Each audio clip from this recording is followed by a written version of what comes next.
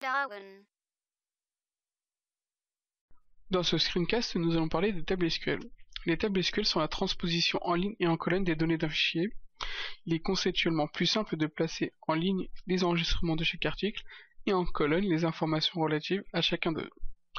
Donc avant toute chose, nous allons devoir nous connecter à une base de données. Pour cela, très simple, nous allons créer une nouvelle base de données. Donc la syntaxe classique, create database, suivi du nom de votre base de données. Hop, voilà. Nous exécutons. En bas, nous voyons bien que la requête s'est effectuée sans problème. Et dans le volet à gauche, si nous actualisons, nous voyons que Dawan a été rajouté. Si Dawan n'est pas en gras, ce qui signifie sa sélection, il faut utiliser la syntaxe use. Ici, nous allons nous connecter par exemple à bibliothèque.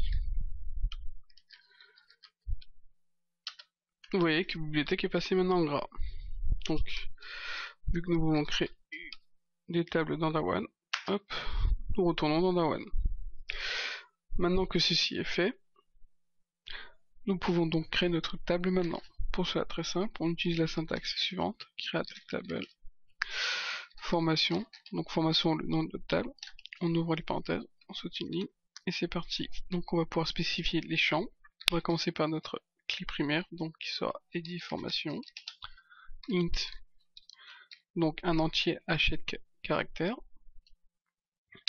note nulle, car il aura toujours une valeur, auto incrémente lui permettra de prendre automatiquement une valeur sans qu'on le spécifie. Et pour finir, primary key qui spécifie donc que c'est une clé primaire. Saute une ligne. Deuxième champ, donc non, formation. Donc varchar qui veut dire que ce sera une chaîne de caractères à 255 caractères maximum, qui sera note nulle, donc qui aura toujours une valeur. Et nous finissons par le prix formation qui sera un float. Donc float c'est pour un chiffre à virgule à 8 caractères maximum. Et donc on fait directement, hop, on met pas là ici l'attribut non nul car ça permettra de ne pas devoir fixer un prix directement lors de la saisie d'informations.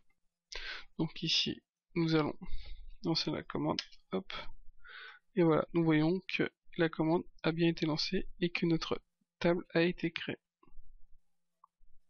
Donc maintenant pour voir si la table existe vraiment, il suffit de faire un show table. Nous voyons donc bien ici qu'il n'y a qu'une seule table dans la base de données Dawan qui est formation. Maintenant que ceci est fait, nous allons donc voir comment supprimer une table.